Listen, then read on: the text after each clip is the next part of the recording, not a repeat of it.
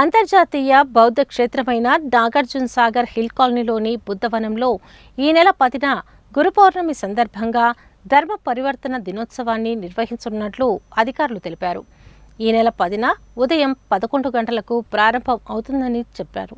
అంతర్జాతీయ బౌద్ధ క్షేత్రమైన నాగార్జున సాగర్ హిల్ కాలనీలోని బౌద్ధవనంలో ఈ నెల 10న గురు పౌర్ణమి సందర్భంగా ధర్మ ప్రవర్తన దినోత్సవాన్ని నిర్వహిస్తున్నట్లు అధికారులు తెలిపారు.